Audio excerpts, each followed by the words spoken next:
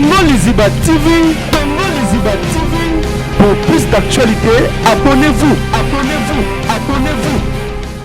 Les lots qui le morning à la côté de l'organisation, c'est grâce à ministre, premier ministre Binochi Balande Moutou, à lobby qui tchaka quoi aux à la côté de l'organisation. Nenga yawa, na yek pas la bangote, na zali na kada arrêté, ya ministériel, ya ministre qui des arts.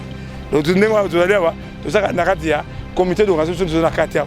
Le président de la réseau banque ça va bien ah, Moutou quoi zada wa, to mekate. Oh tena, na Joseph Sabino, ah on a mort le tumba na ko poata. Na ko poata on a mort le tumba na matanga oyo na ko poata. Lelo moni bango ba moni ba tondia. Mais soki oh comité d'organisation pour sauver le tumba na ya na bango te hein. Mais rabi mbongo ya tande ba mbango mbango. Vraiment c'est des choses vraiment à déplorer. Toi la cap papa Brazos, ba kende beti. Comité d'organisation pour sauver papa Brazos.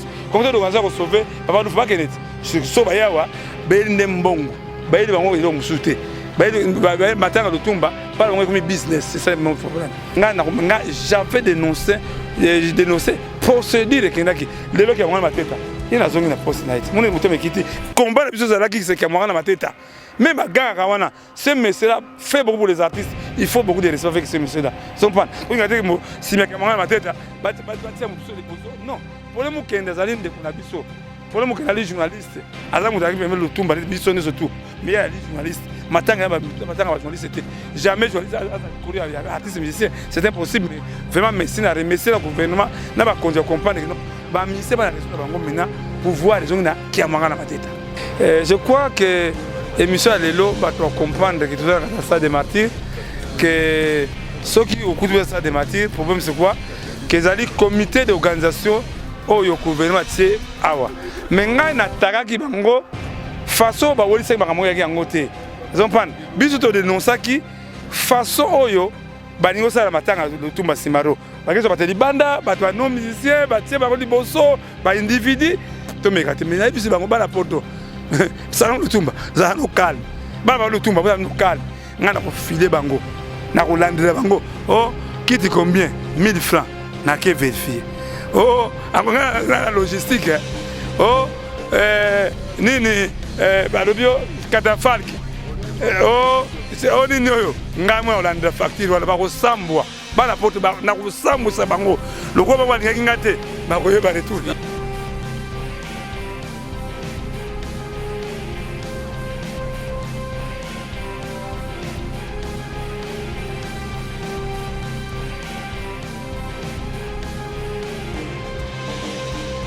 Quand on action salami awa et ça on ndinto moni maman mbilia aussi maman na biso tchala mwana attaque ma benini oyo lobi tchaka Congo et même moti na ba niveau en tout cas Gomez vraiment que coiffé na créé vraiment que Angel Boki meya makamokili je crois que émission lelo ba to comprendre que tout ça des martyrs que ceux qui au coup de ça des martyrs, le problème c'est quoi?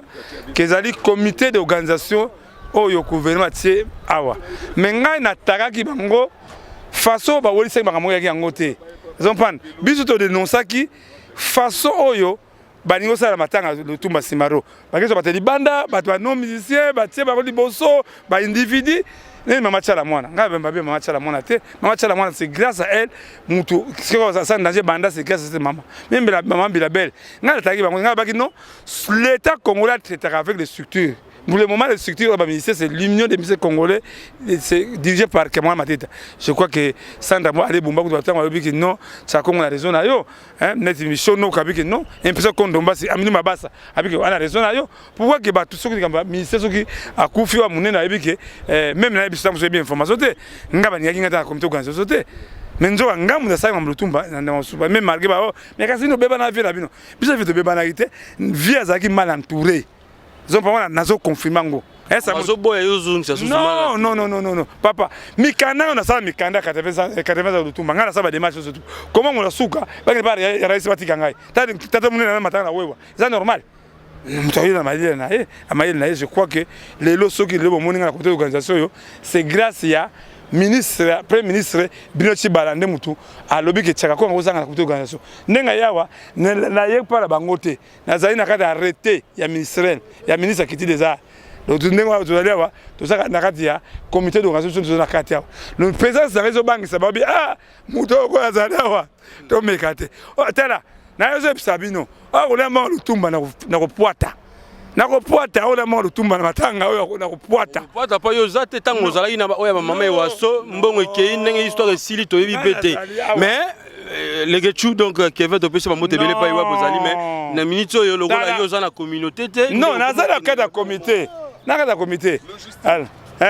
na comité bango na polémique mama tala mwana ayininga papa na titre le kudo sala kaona vraiment toswa des exemples kaya nani ya papa Bombenga balonga papa Bombenga te papa Bombenga il faut les doyens il fallait que les okora lutumba même projet na ngana sa projet na ndako papa ki mangana ngana saki projet non vieux papa lutumba moyen te to ça comité d'organisation to papa lutumba na saki jalo Bombenga liboso papa mwana même maman qui dit ça bakisa idée to ça représentant ya ministre qui dit des arts puis matin la présidence de la République comme au bazo la porte ngai projet na ngai je crois que ils ont un problème te ceux qui au balingi ba de lo moni bango ba moni ba tonde mais ceux qui au comité d'organisation pour sauver lutumba na ya na bango te mais rabi mbongo la tande ba mbongo vraiment c'est ce des choses vraiment à déplorer toi la papa Brazos ba kende beti comité d'organisation pour sauver papa Brazos comité d'organisation pour sauver papa Lufa Kennedy je so ba yawa bende mbongo baile bango ils ont souté baile matanga lutumba pas bango comme business c'est ça mon problème